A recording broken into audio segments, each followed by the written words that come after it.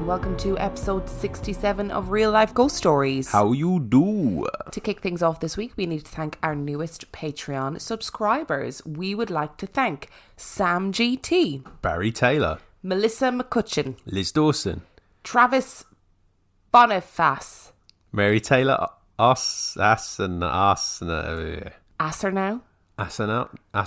Yeah, that would make sense. Mary Taylor Asenau. Sorry about that. Harriet Fitzpatrick, Jenny Walton, Edgar Campos, Ashley Bush, Kate Ireland, Kath Lee, Henrietta, Becky McCulley, Caitlin Cantlemy, Amy McGuinness, Amanda Bowles, Jamie Clare, Laurie Davold, and Sana Diker. Oh, I'm really sorry. That was a bit of a struggle. I'm really sorry, Mary Taylor Asenau.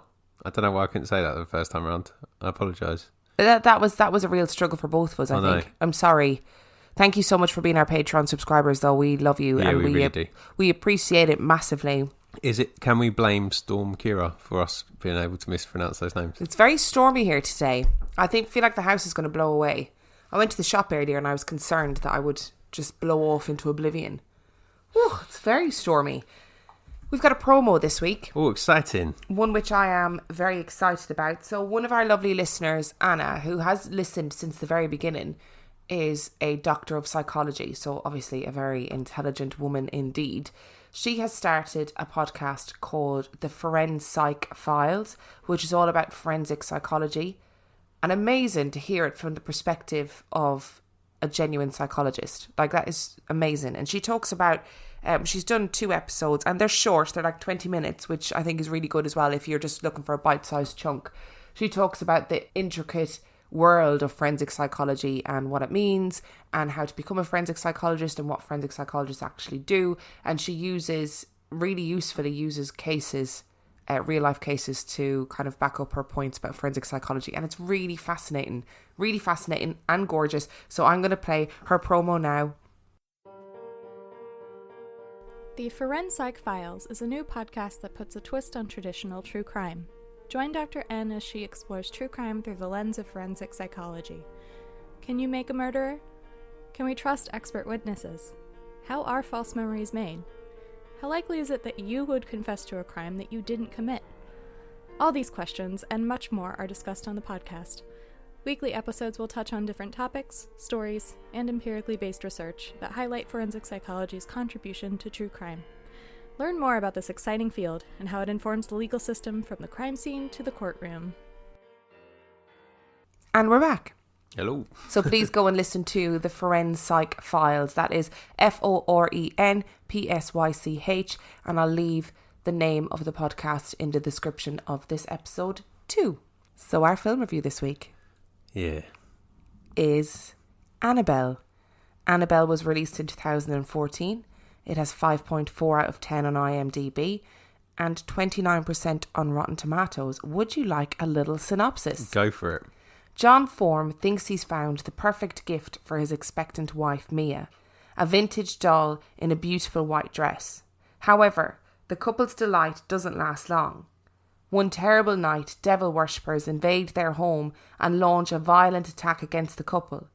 When the cultists try to summon a demon, they smear a bloody rune on the nursery wall and drip blood on Mia's doll, thereby turning the former object of beauty into a conduit for ultimate evil.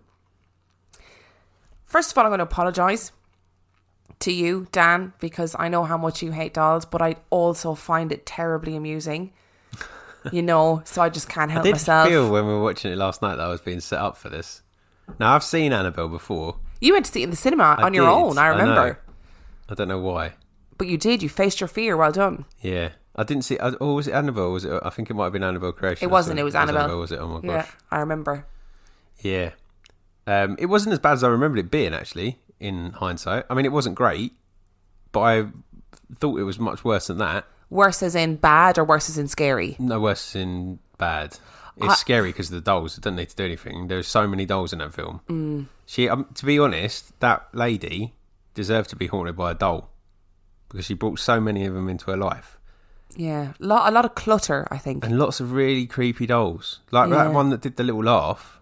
Oh, yeah, she has. So because I was wondering when I read the synopsis, I was like, Why in the world is this grown man buying a doll for his grown-ass wife? That's ridiculous. And then she does collect them, and this was the last doll she wanted for her collection. And you know what? I get that. If you collect dolls, like I collect a lot of crap, Emma will he does attest to that. And if you collect dolls and that's your thing, that's great. Just know that I will never be coming over for a cup of tea. If you want to collect dolls, I've got no issues with that. I'm just don't want them anywhere near my house. My nanny used to collect dolls. I told that story in the podcast before, but she used to collect porcelain dolls. And she gave me 3 porcelain dolls that I used to keep in my wardrobe at home.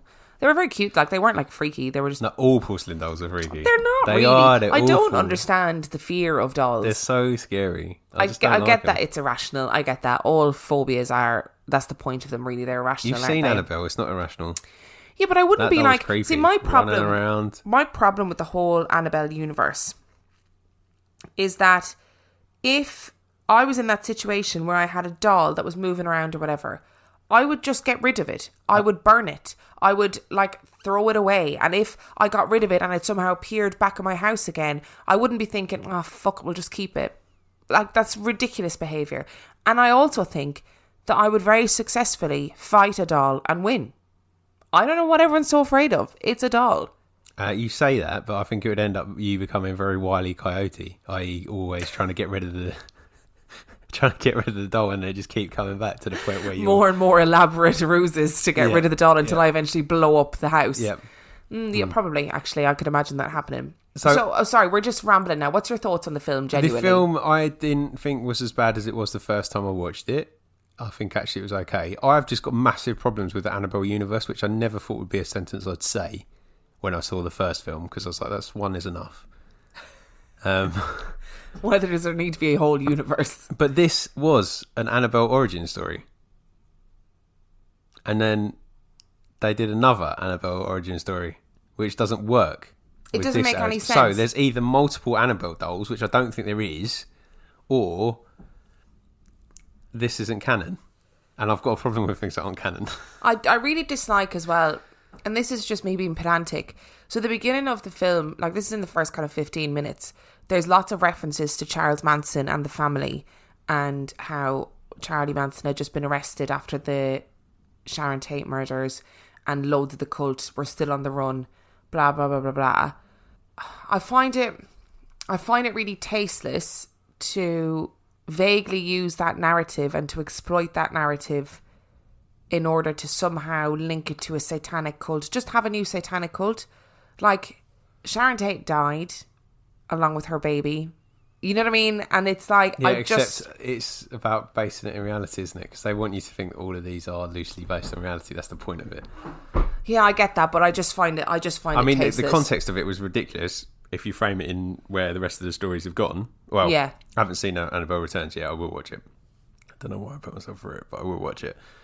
But we know from Creations, which is supposedly the origin, that it's the spirit of his dead daughter plus some demons and the nun, right? Yeah. But in this one, it suggests that it's the blood of the satanic cult person that has fallen on the doll, and it's actually her spirit and the demon that she conjured that's attached to it. Just make your mind up.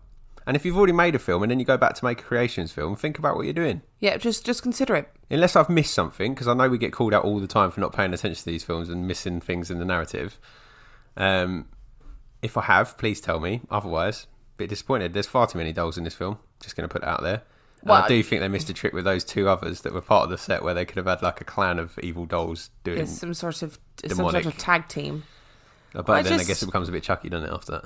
And I also feel like, there is a demon in this story, and I feel like there's a real power taken away from a demon, and the fear of a demon, when it's a man whose face is painted and he looks vaguely cat-like. I was a bit like, oh, he's a giant cat. I'm not that frightened anymore. They've just got to stop doing it. They really do.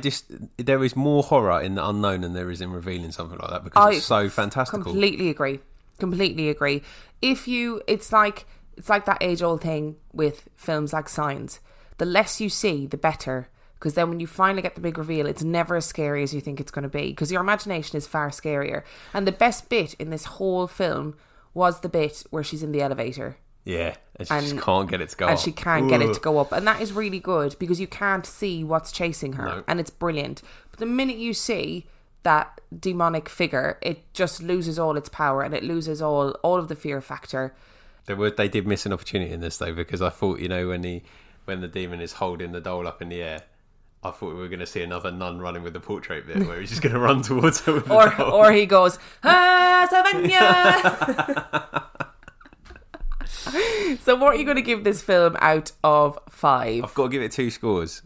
Oh, rogue. So, as a standalone film, I'm going to give it 3 out of 5, which is very basic and annoying to everybody I know. But as part of the wider universe, I'm going to have to give it 1. Because it doesn't make sense. It doesn't fit, and that's stressing you out. And I've now got to go back and watch both of them again and take notes. And write a strongly worded letter. Yeah. Who directed it? Was it James Wan? No, he's one of the producers on this one. But he's all... But you can still write him a letter anyway. Well, he's going to come on the podcast at some point. I'm going to give it a 2 because actually I think it's a very disappointing film. I was prepared to be really freaked out. Is it better or worse than Creations? The other Annabelle? Worse. I thought Annabelle Creations was okay. Like that as a horror film, it was genuinely okay. But what really annoyed me is that there was only kind of a nod to the original Annabelle story. Like at the very beginning, there's a nod to the 2 nurses who originally got the Annabelle doll. So I decided that our story this week... Oh, you haven't done this, have you? ...is going to be real Annabelle origins story. Why would you do that to me? I don't want to know it. Is there any way I can just go in the other room and you just talk to yourself for a bit? No, you're going to sit here and you're going to listen. I don't want to do this. So you're going to have to take this story out of the context of the Conjuring universe. We're removing that. Fair. This is This is just a horror story, a well-documented story. Are you ready? No, I'm not ready because this is about a flipping haunted doll. A haunted Dale. I can't even talk properly. Okay, settle yourself in. Are you ready? No. In 1970, nursing student Deirdre Barnard received what appeared to be an innocuous gift from her mother. A gift that would eventually turn her life upside down. Deirdre lived with fellow student Lara Clifton, and their flat was frequented by Lara's fiancé, Cal Randall. On her birthday, Deirdre received a child-sized Raggedy Ann doll from her mother. There was no discernible reason as to why Deirdre's mother thought this was an appropriate gift. Deirdre did not collect dolls, nor did she have an interest in them. Her mother simply thought it was something novel, something decorative for the apartment. The doll was large, about the size of an average 4-year-old child. It has a permanent smile painted onto its face, a triangle nose and large eyes were also crudely painted onto the material. Its hair was a shock of red wool and it wore a simple floral patterned dress with a white apron. While it may seem like a strange gift to bestow upon an adult woman, Deirdre accepted it with grace and the doll became a permanent decorative feature in their household. Each morning after she made her bed, Deirdre would place the doll on her bed sitting against the pillows. Each evening, she would return to find the doll still sitting on her bed, propped against the pillows, but each evening something would be different. Deirdre always placed the doll in the same position, sitting with its legs straight out and its arms by its side. But sometimes Deirdre would think that the doll had moved, ever so slightly, throughout the day.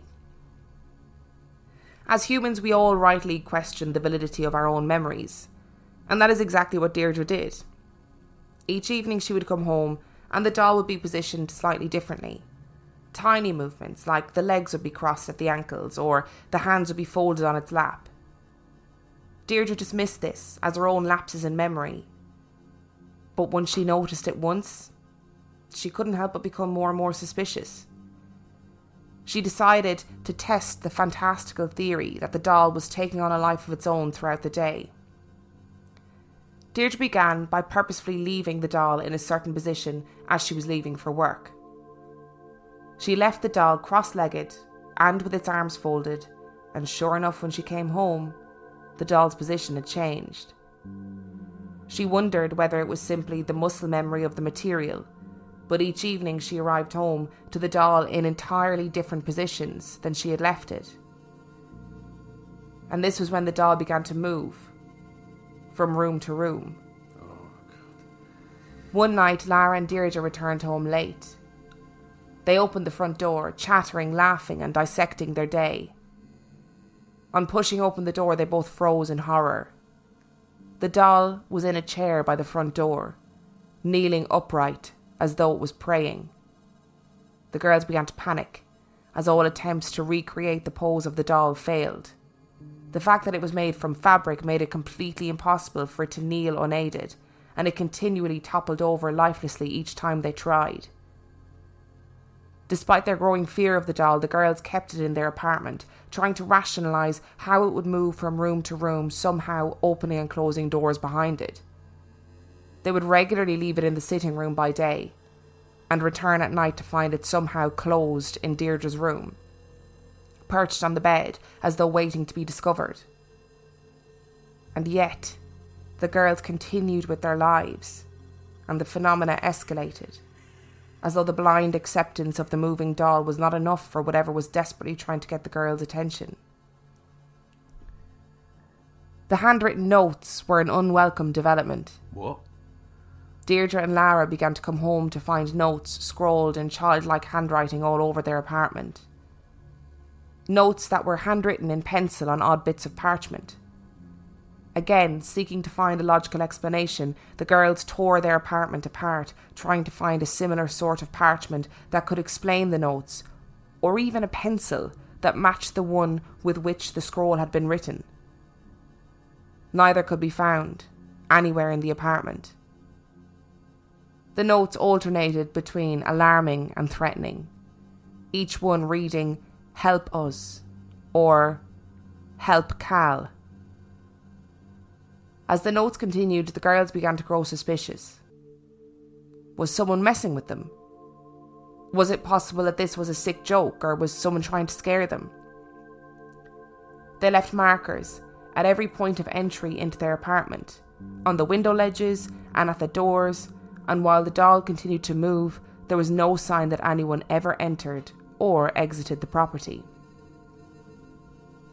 There were two events that caused the girl to seek external help. The movement on the notes seemed to be explainable, but it was some blood and a chocolate boot that were the final straw. One night, Deirdre returned home to find the doll perched on her bed, as usual. Except this time it wasn't usual. This time the doll was blood-sodden, with blood splatter on its hands and chest. There was no sign of blood anywhere in the apartment, and neither girl had any open wounds or injuries that could account for the presence of blood on their doll. And the chocolate boot? Well, that was another matter, and strange that this, over the blood, caused the girls to seek help. One day, at Christmas time, the girls arrived home to find a solitary chocolate boot sitting on top of their stereo. It had not been there when they left the apartment, and both denied any knowledge of buying it. It just appeared, like a Christmas gift. They decided it was time to consult a medium. The medium they visited listened with great sympathy to their plight and offered an answer to their quandary. Their apartment was haunted by the ghost of a young girl called Annabelle Higgins. Annabelle had played in the fields long before the apartment was built upon them, and these were happy memories for her, so she was unable to leave these fields. She had been endlessly searching the apartments for someone to play with her, and struck gold when she found two girls with a giant child-sized doll.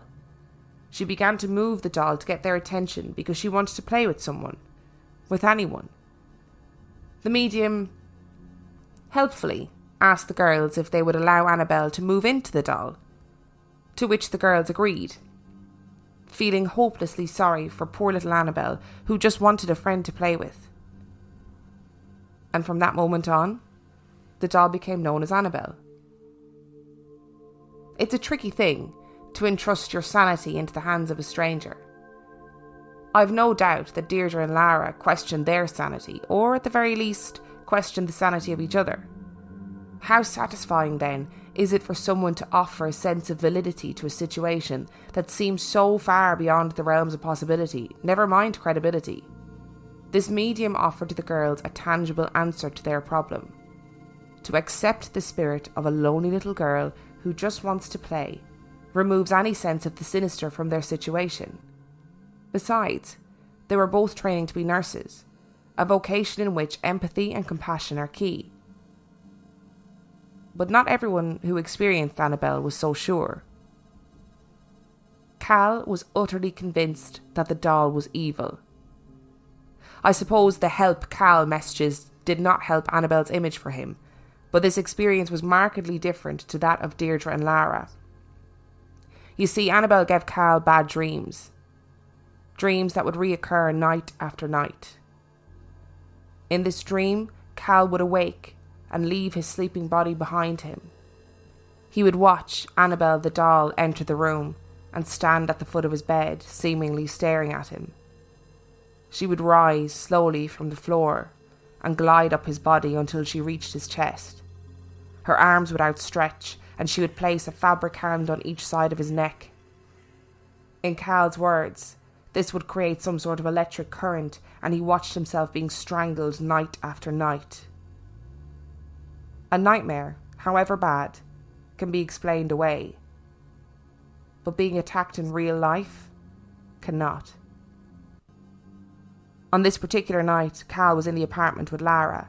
They were poring over maps as they were due to go on a long road trip the next day when the noises started. Softly at first, they both listened as they heard the soft sound of dragging furniture, which slowly got louder and louder, until both became convinced that someone had broken into the apartment. Cal burst into Deirdre's room, hoping to catch the intruder off guard, but there was nothing. No furniture had been moved. No one was in the room, except for Annabelle, who was lying in a crumpled heap in the corner. As he approached her, he felt a distinct presence behind him and turned, thinking it was Lara. What happened next is described by Lara. Cal refused to speak of it again. She watched as her fiancé shouted in pain and doubled over as though he had been attacked. She ran to him, and as he rose to speak to her, she realised that blood was seeping through his shirt and spreading over his chest.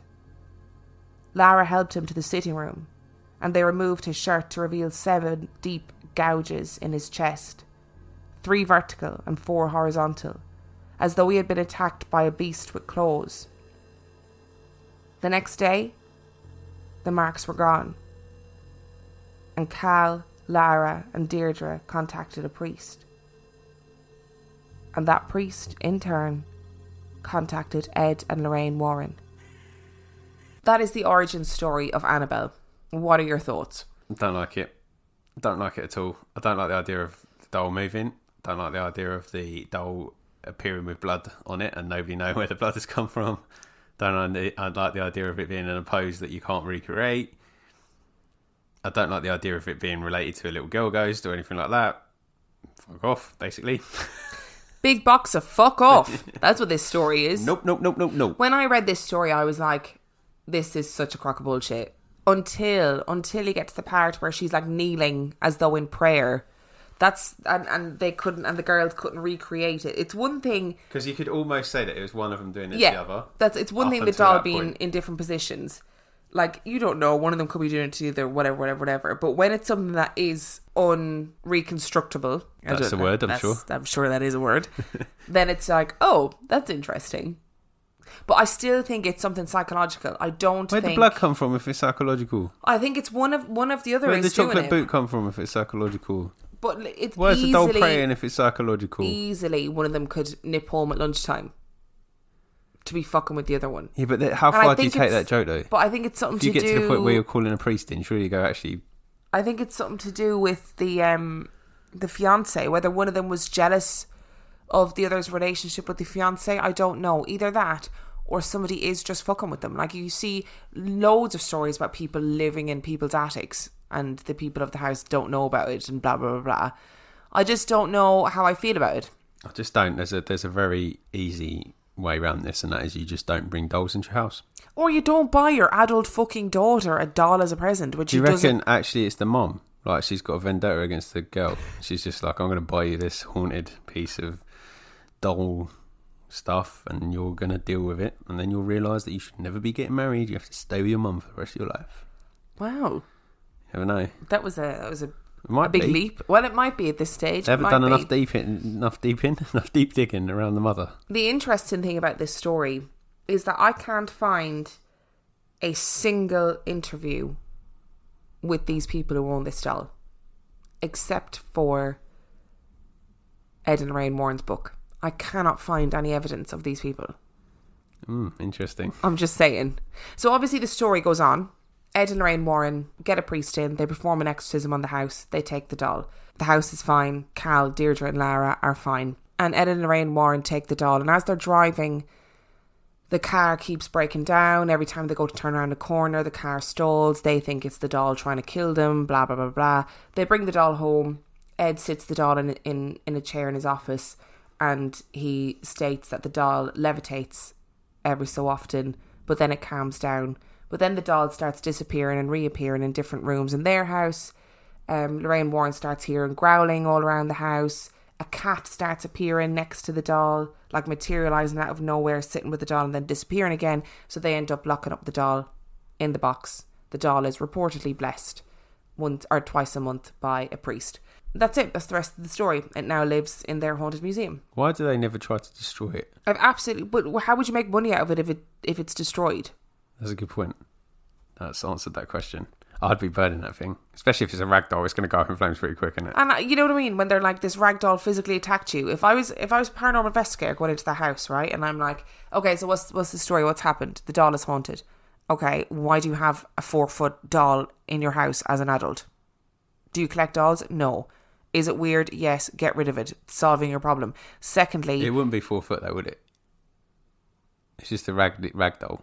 4 foot is quite big. Oh, wait. It's the size of a 4-year-old child. Yeah. That's not 4 foot, is it? It could be. No, and then I'd be like... it's not. And then I'd be like, hey, let's talk about the fact that you are claiming to have been injured by a Raggedy Ann doll. Just punch it in the face. Just kick it. Like, I don't... What's the big, whatever's what's the big attached idea? to the doll, isn't it? That's what it's saying. Bullshit. That's what it's saying, though. There's claw marks and stuff like that. I just wouldn't have it. I think you could burn that quite easily. And you're right in a way about getting attacked, because at least with the Annabelle in the movie, I know we're supposed to detach them, but at least with the Annabelle in the movie, obviously it's way scarier than the actual Annabelle doll in real life looks like. But it's also like big enough and made of porcelain that you're like, if that accidentally fell on you, that potentially would give you a bruise or a cut, because it's quite... Yeah, definitely. Like a porcelain doll, yes, absolutely. Real Annabelle is made of material. She's a rag doll, yeah. She's designed to be soft so that kids can hit each other with them. Essentially. So she's not going to do a lot of damage, and you can definitely set her alight. I'd be setting her alight. And then when she reappeared, I'd be leaving house, home, running away. I would find it very strange to be in that situation, I think. I don't know how I just don't know if I'd be really that... I know you would be, but more so because it's a doll. Like, if you take any other inanimate object and say it's like, I don't know, a teddy bear, you'd be less frightened by it. Not if it kept reappearing when I threw it away. Yeah, probably. But they never threw it away. Why did they not just fucking throw it away? I don't know. I do not understand that. At least they tried that in the movie. Yeah, and it came back in again. I just don't understand the logic. I really do feel like there was somebody living in their attic who was just trying to fuck with them, who left them a Christmas present of a chocolate boot. I don't. I think it was the mum. Do you think it's the mum? Trying to curse out their kid for leaving her. I don't know. I see.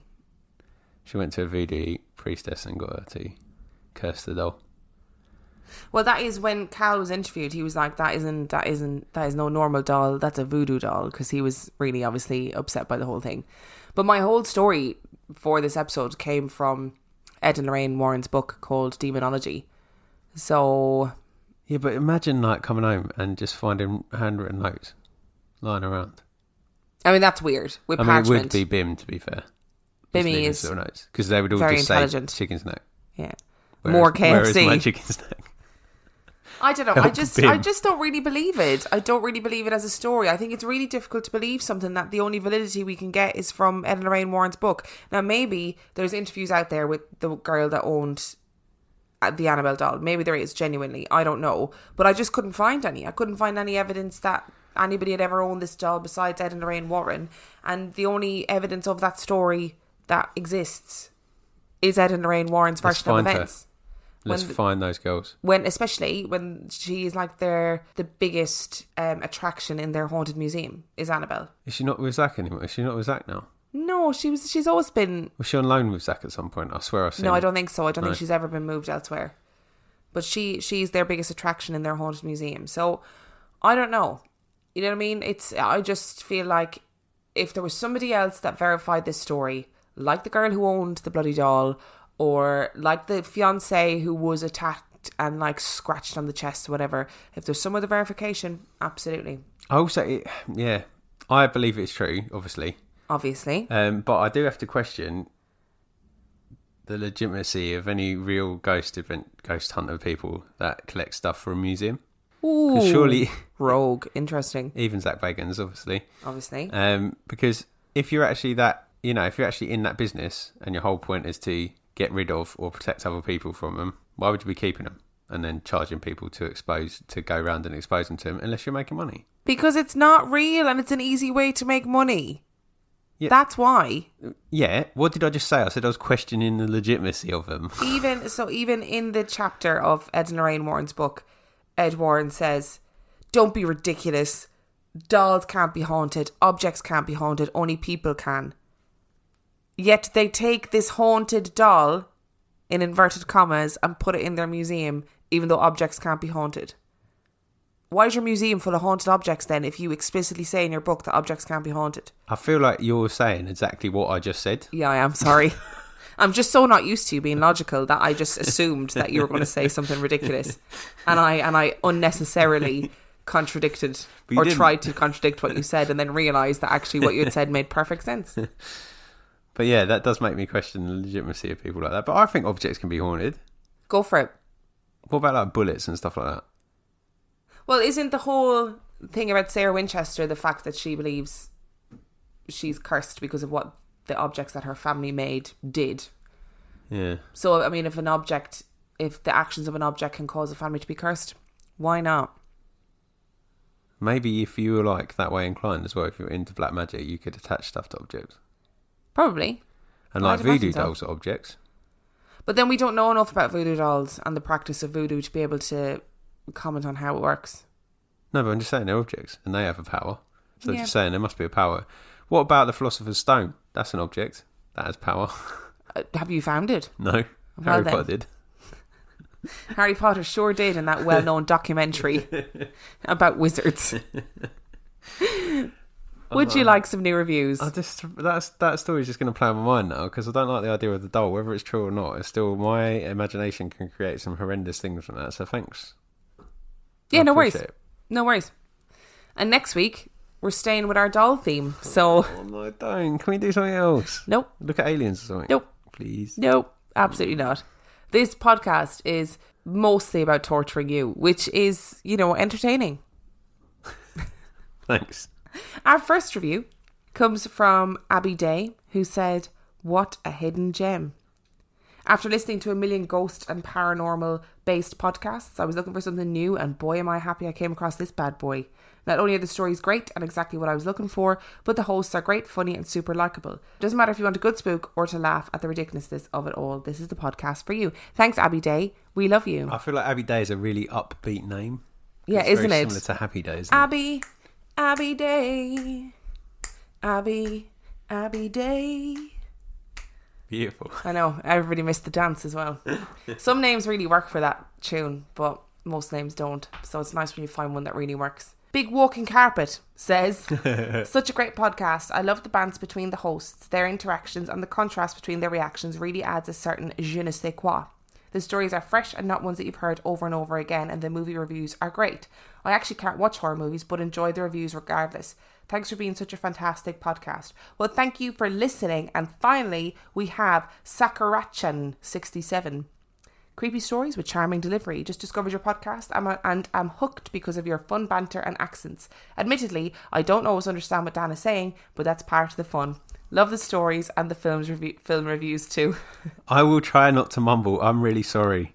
It was hard when we were sharing a mic. It was harder when we were sharing a mic. Yes, but I do mumble a lot. So yes, I need you to do. Enunciate. I've got some news this week. Happy birthday. No, it's still a bit early. Oh. I officially became a doctor this week. A circus doctor, apparently. So I just wanted to thank everybody, because everybody was so supportive and lovely and great in all the time that I've been doing my doctorate, which is way longer than I've had this podcast. And there's been times when we've missed a couple of weeks because of me trying desperately to get my thesis in and all that jazz. But this week, I defended my thesis. With a sword? With a big sword. I went in, I killed some people, and I'm sorry. And now I'm on the run. But I'm officially a doctor of education, which is a very nice feeling after 5 long years. But yeah, just wanted to let everybody know. Well done. Thanks very much. And secondly, if you enjoyed this week's episode and you would like to get to know us, you can do so by following us on Instagram. My Instagram is Real Life Ghost Stories Podcast, and Dan's Instagram is 50p Movie Club. You can also find us on Twitter At Real Ghost Pod. You can like our page on Facebook, which is Real Life Ghost Stories Podcast, and you can also join our supergroup, which is RLGS Supergroup. The answer to the question is Emma and Dan. You can email us in your stories at reallifeghoststoriespodcast@gmail.com. And if you would like to send us something, you can do so, because we have a P.O. box. I swear, if anybody sends us a doll, I will laugh so much. I'm going to leave this podcast. And our P.O. box is Real Life Ghost Stories, P.O. Box 1169, Canterbury, CT19QB. And finally, if you want to support us with your hard-earned cash money, you can do so by signing up to our Patreon page, which is patreon.com/Real Life Ghost Stories, where for $5 a month you get an extra spooky episode a week, and for $2 a month you get access to the complete back catalogue of 50p Movie Club, which is... that is the other podcast that I do, where I still probably mumble, to be fair. And we watch a movie from the 50p section in CX, and we talk about it and laugh at it normally. And on that note, we shall see you next week. Bye.